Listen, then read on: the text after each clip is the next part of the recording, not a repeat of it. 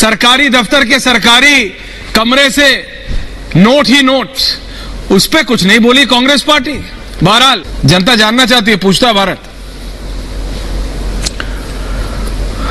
आज देखिए ऐश्वर्या, अभी मैं संजय सिंह जी को सुन रहा था और सुधांशु जी को सुनना ना सुनना दोनों कोई उसका अब औचित्य नहीं बचा है, क्योंकि सुधांशु जी ने तो संकल्प ले लिया है कि सरकार के जितने गुनाह हैं उनको बचाने का संकल्प सुधांशु जी ले चुके हैं।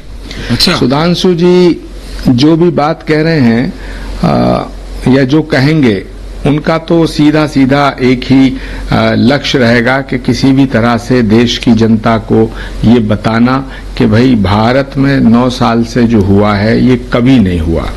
सुधांशु जी का प्रयास रहेगा कि जो संजय सिंह जी कह रहे हैं वो गलत कह रहे हैं, जो आचार्य प्रमोद कृष्णम कह रहे हैं वो भी गलत कह रहे हैं, और जो भी कहेंगे हम लोग वो गलत ही कहेंगे। इन्होंने मन बना लिया है। अभी संजय सिंह जी कह रहे थे कि क्या बेरोजगारी दूर हो गई, क्या महंगाई कम हो गई। तो मैं कहना चाहता हूं संजय सिंह जी, हम और आप गलत हैं। गलत इसलिए हैं कि महंगाई दूर हो गई है, लेकिन हमें पता नहीं है। इस देश में बेरोजगारी दूर हो गई है, इस देश में बेरोजगार नाम का कोई व्यक्ति नहीं है, मगर क्या है कि हमें पता नहीं है।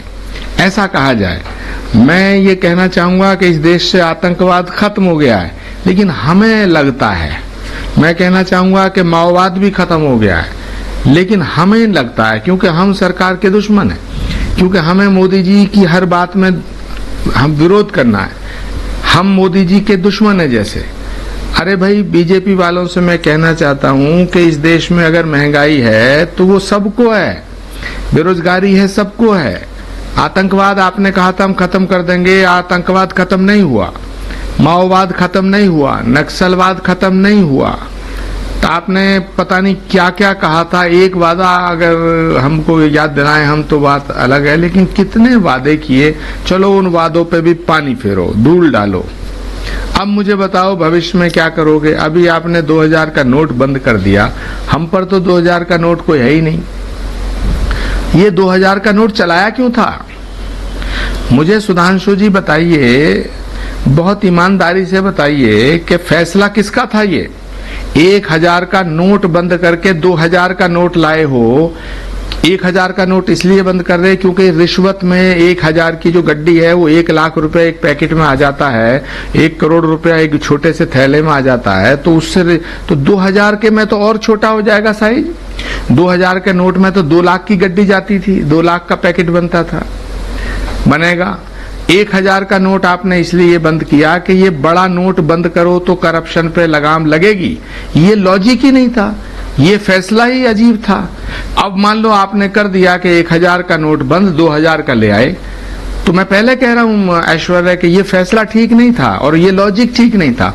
लेकिन अब वो 2000 का लाके अब कह रहे हो कि 2000 का फिर बंद कर दिया। तो जिस फैसले को आप अच्छा बता रहे थे वो फैसला फिर अब क्यों बदल रहे हो? ऐसे ही आपने किसान आंदोलन में किया, किसान कानूनों को आप लाए।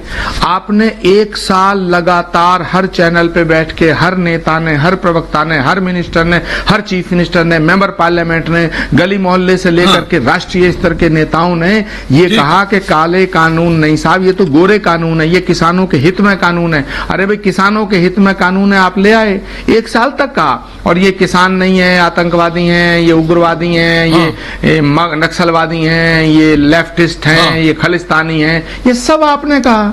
उसके बाद आपने एकदम फटाक से फैसला लिया, कानून रद्द कर दिए। अरे अगर वो कानून इतने अच्छे थे तो वापस क्यों लिए, और अगर गलत थे तो लाए क्यों? ऐसे ये नोट का फैसला अगर ठीक था तो आपने वापस क्यों लिया, और अगर वापस लेना था गलत था तो ये 1000 की जगह 2000 के नोट क्यों चलाए? सुधांशु जी, अभी मजा आएगा ना भिड़ो। ऐश्वर्या, जब मैं बोल सकता हूं? जी बोलिए प्लीज, दोनों का जवाब जी, देश वाकई बदल रहा है, पर उसके साथ साथ इन सारे दलों का असली नकाब भी उतर रहा है और इनका चेहरा भी बदल रहा है। अगर आपने हमारे दोनों विपक्ष के नेताओं के वक्तव्य सुनो तो आप समझ ही नहीं पाएंगे कि डिबेट हो किस टॉपिक पे रही है।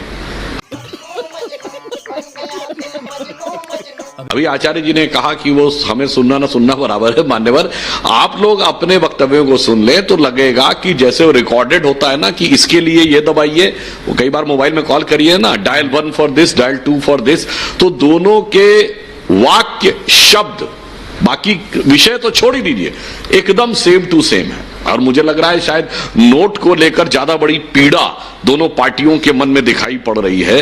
अब नोट के लिए किसकी पीड़ा है, नोट किसका ईमान है और किसको नोट पे भगवान का स्थान चाहिए था, ये पूरे देश की जनता को पता है कि किसने किस आधार के ऊपर क्या कार्य किया। मजा नहीं आ रहा है। तो हम सिर्फ ये कहना चाहते हैं, जो बिंदुवार उत्तर देना चाहते हैं। आचार्य जी ने कहा कि साहब अब भारतीय जनता पार्टी का निर्णय, संजय जी ने कहा क्या मिला, तो मैं बताना चाहता हूं 42 करोड़ लोगों को बैंक का अकाउंट मिला जो नहीं था उनके पास। सारे गांवों को बिजली, पानी और सड़क मिला। 11 करोड़ किसानों को किसान सम्मान निधि मिली। 50 करोड़ लोगों को आयुष्मान भारत के द्वारा स्वास्थ्य का बीमा मिला। 90% घरों में टैप वाटर यानी नल का जल पहुंचा। भारत की 90% ट्रेनें इलेक्ट्रिफाइड हो गई और 100% इलेक्ट्रिफाइड होने जा रही हैं। ऊर्जा की आवश्यकता में हम पूर्णतः आत्मनिर्भर हुए और ग्रीन एनर्जी में हमारा टारगेट था कि 2030 तक हम 40% होंगे, वो हमने 2022 में अचीव कर लिया। और इतना ही नहीं, अब वो कहानी पुरानी हो गई जब कभी हम लोग सुना करते थे 20 साल पहले कि भारत को IMF से, वर्ल्ड बैंक से फलाना ढिमाका लोन चाहिए, वो सब भी खत्म हो गया। चड्ढा समझाओ इसे। और जो आचार्य जी बोल रहे थे, वो कह रहे थे आतंकवाद खत्म नहीं हुआ, तो मैं याद दिलाना चाहता हूं आपके दौर में अगर उत्तर से दक्षिण तक शुरू करें तो चंडीगढ़ से लेकर दिल्ली, लखनऊ, फैजाबाद, वाराणसी, गया, पटना, गुवाहाटी, हैदराबाद, चेन्नई, बेंगलुरु, मुंबई, पुणे, जयपुर, अहमदाबाद, कहां धमाके नहीं होते थे। चलती ट्रेन में, चलती बस में धमाके, पार्क से लेकर रेलवे स्टेशन, बस अड्डों पे लिखा रहता था। आज वो होना बंद हो गया। माओवाद खत्म नहीं हुआ, आपको नजर आया? दंतेवाड़ा में प्रधानमंत्री की सभा हो गई, आऊंगा आचार्य, उसके बाद भी आपको नजर नहीं आया कि वो चीज ठीक है, अभी भी है पूर्णतः। आज दक्षिण कश्मीर के 4 जिलों तक वह सीमित रह गया, इसके बावजूद यह परिवर्तन नहीं नजर आया। हाँ, मगर परिवर्तन की मैं बात पहले संजय जी से कहना चाहता हूं। हाँ। अरे मान्यवर, आचार्य वापस जितना रोना है वो छोड़ दीजिए। पंजाब में तो आपकी स्पष्ट बहुमत की पूर्ण राज्य की सरकार है। वो कहां गया वो विधेयक लोकपाल वाला? मुझे चाहिए जन लोकपाल, जिसकी टोपी पहन के घूमते थे। कहेंगे कि दिल्ली में तो एंटी करप्शन ब्यूरो हमारे पास नहीं है वगैरह वगैरह। पंजाब में तो सब कुछ आपके पास है। और जिस दिन से आपकी सत्ता आई, पहले हफ्ते में सिद्धू मूसेवाला की हत्या से लेकर लॉ एंड ऑर्डर से लेकर आज राष्ट्रीय सुरक्षा के लिए चुनौती बन के खड़ी हो गई। ये वो पार्टी थी जिसके की अध्यक्ष या संयोजक के रूप में केजरीवाल जी कहते थे कि मैं उसमें वैगन-आर पे चलूंगा। वहां इनसे पूछिए कि पंजाब का इनका मुख्यमंत्री 42 गाड़ियों के लश्करे जर्रार पे चलता है और सब की सब रेंज रोवर ली गई हैं। यही नहीं, अभी और सुनिए। 2-2, 2.5 करोड़ की गाड़ियां। वाह, वो इसका वायदा हमने तो अपना वादा बताया और हमने भारत को स्वाभिमानी भी बनाया, आत्मनिर्भर भी बनाया और भारत को era of soft state of India खत्म हो गया, विश्व की 5वीं बड़ी अर्थव्यवस्था बनाई। तो हर घर में नल, बिजली, पानी, सड़क, स्वास्थ्य की सुरक्षा पहुंचाने से लेके हमने सब कुछ पहुंचाया। मगर इस बीच में इन 9 सालों में आपके किरदार में देश की जनता ने जितना बदलाव पाया, मुझे लगता है उससे पूरे देश की जनता पूरी तरीके से अचंभित है और स्तब्ध है। और यहां पर एक मजेदार बात देखिए ऐश्वर्य जी, 2 पार्टियां हैं।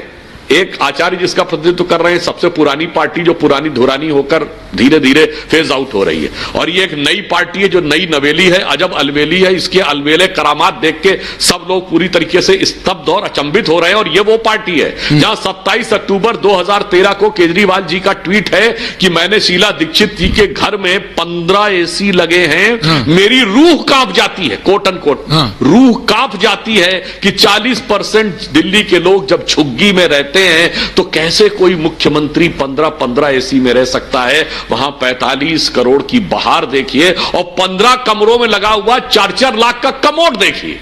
मतलब शीला जी के यहां तो AC लगे थे, इनके यहां, और वो सुनने में आया, मैंने कोई देखा कि वो कमोड भी ऐसा है जिसमें कि हवा भी आती है, मतलब AC वाला वो देख रहे हैं जिसमें एयर भी होती है। अब रूह नहीं कांपती है, अब रू नहीं कांपती है, अब तो दिल्ली वालों के धरती कांप रही होगी।